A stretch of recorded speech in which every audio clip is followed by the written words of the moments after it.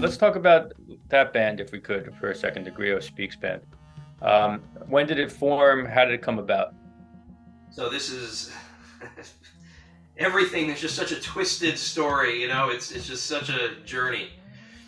So the roots of that interaction were I had just recently been given a drum by Yusef Lateef's wife, Aisha, and it's a drum that he brought back from Pakistan. So I brought this Himalayan folk drum with me when I met the cats that day. Uh-huh. And I jammed with them, and I played on the drum. I didn't play on guitar.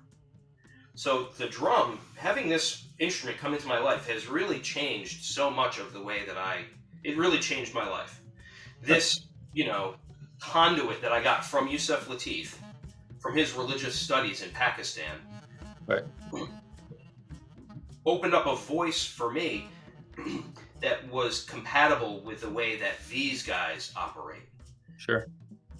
And it was not as relevant to the way I operate on guitar. So it opened that ability for me to have a conversation with them that was more on the terms of the music and less in terms of me being a guitarist. So it was kind of an interesting, lesson and moment there.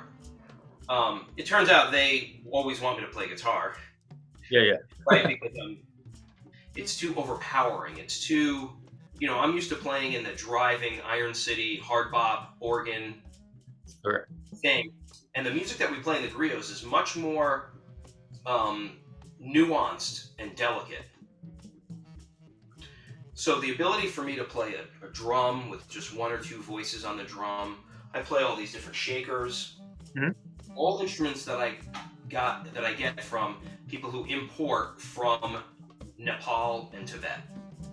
Interesting. Okay. The instruments that I'm interested in are Himalayan folk instruments, which is why on the cover of the record I used a carved mandala. Right. It's like this beautiful rose. It's like a big doorway that somebody carved in Nepal. Yeah. So we use that for the imagery.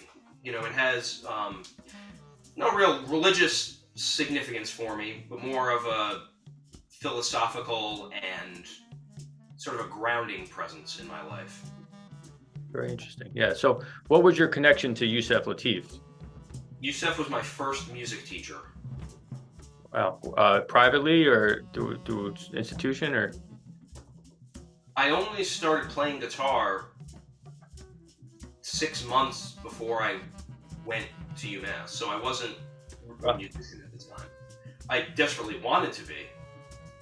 So I immediately started studying African American studies. I started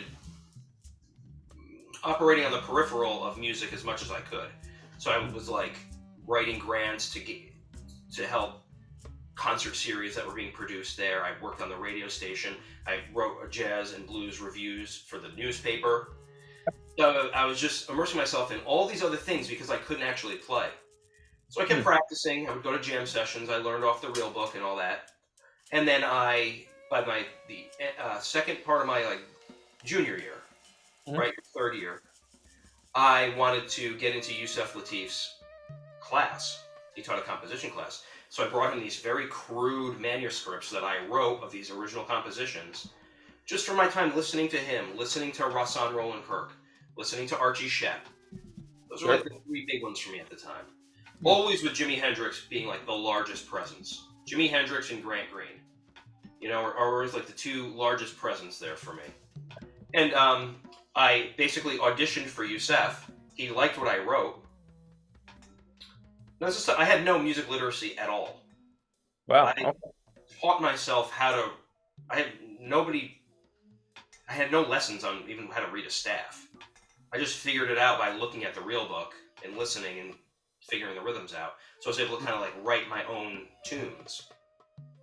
Presented it to Yusef. He liked it, let me into his composition class. So once I was a student in the class, I was able to get private lessons with your professor. You can go see him whenever you want. Yeah. Right? So I would have composition lessons whenever office hours or whatever it is. Right. So I became a student of his. So this is before I was just taking very rudimentary guitar lessons at the time. I then met Dave Stryker, and he and I became like best friends, and Sure. he really filled in all the gaps for me. But again, I would study with him privately. I would drive from Amherst down to New Jersey. Yeah. I would go to, I would always time it around when he was at Blue Note, or he was at some club, or he was at Cecil's, or he was at some club that I could go to. I would Right. get a hotel or whatever, or stay with friends, go to his gig, get a lesson all the next day. Okay. Usually wake up and go back for another hour or two just to hang out or do another lesson. And then I would go home for 6 months and I would work with him that way.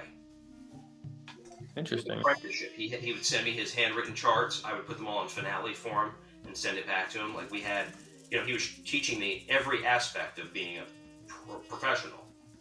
Right. Oh, that's wild. And, he started producing. He taught me how to produce records. Sure. So he worked with us in the studio for my first 2, and then I've done the past 7 since then. I've done on my own, but he taught me that. So, I was doing well, and I met Pat Martino, and he one night gave me his card at Blue Note, okay, and told me to start coming down for lessons to Philadelphia, to his house. Sure. So I did that from August of 2014 until when he retired in 2018. Mm-hmm. And I went down every 6 months for 4 years.